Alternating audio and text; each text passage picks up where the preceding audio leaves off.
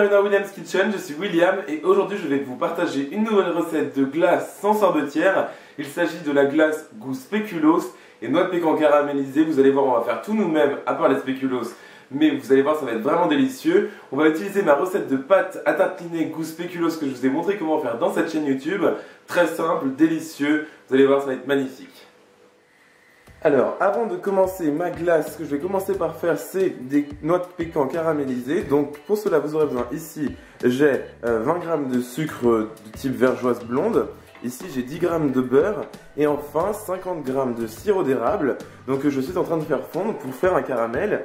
Et juste ici, j'ai des noix de pécan que j'ai découpées en petits morceaux, car je préfère les caraméliser quand elles sont en petits morceaux plutôt que entières. Ça, c'est une question de préférence. Vous pouvez très bien les caraméliser entières et ensuite les découper en petits morceaux, comme vous voulez.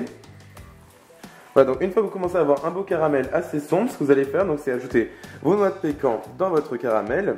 Vous allez chauffer ça pendant 2 minutes jusqu'à ce que vous ayez un beau caramel et que vos noix de pécan soient entièrement recouvertes de celui-ci. Alors comme vous pouvez voir, mon caramel et mes noix de pécan sont parfaits, puisque vous pouvez voir que j'ai plus vraiment de caramel, mais que mes noix de pécan sont bien enrobées de celui-ci, donc c'est parfait.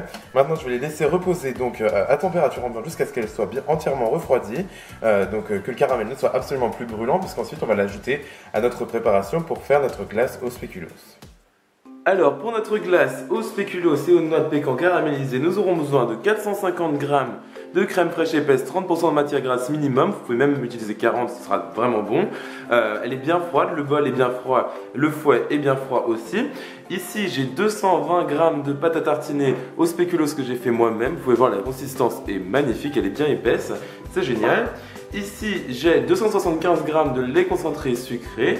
Ici, j'ai environ 100 g de spéculoos que j'ai découpé en petits morceaux. Ce sera à la fois pour les mettre dans notre glace, mais aussi pour la décoration.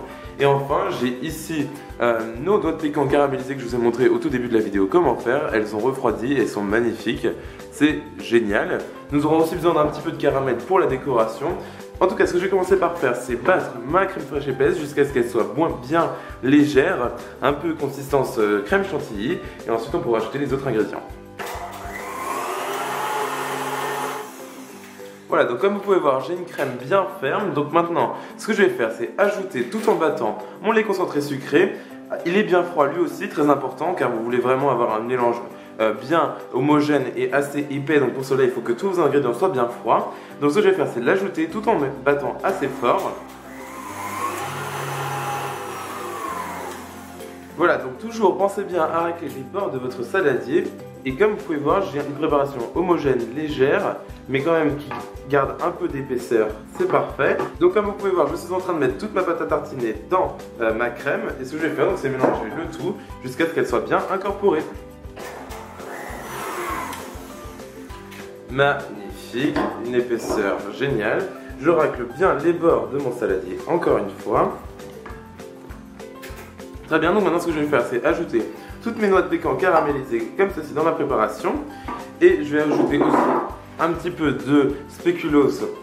Alors je racle les bords de mon saladier en mélangeant une dernière fois pour que mes noix de pécan et mes morceaux de spéculoos soient bien répartis dans ma préparation.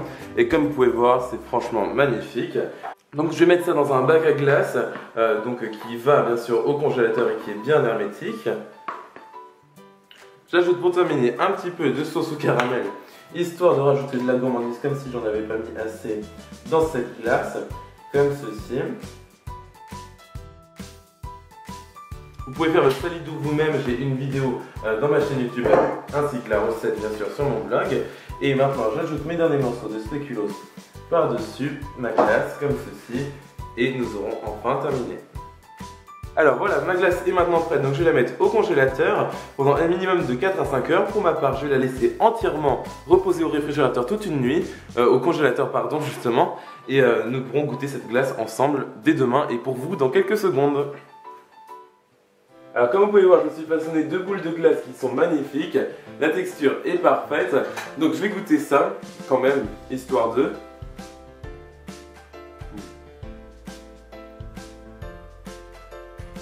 On sent bien les noix de pécan qui rajoutent vraiment une texture magnifique à cette glace, ainsi que les morceaux de spéculoos qui gardent quand même du croquant, vraiment pas trop sucré, un goût très prononcé de spéculoos quand même.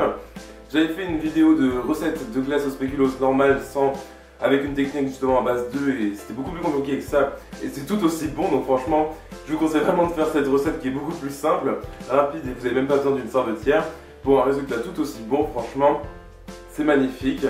Pensez à vous abonner à cette chaîne YouTube pour recevoir toutes mes nouvelles vidéos et j'ai aussi un compte Twitter, Facebook et Instagram. Les liens pour ces réseaux sociaux sont dans la description de la vidéo ainsi que les ingrédients pour cette recette et moi je vous retrouve dans la prochaine vidéo. Salut!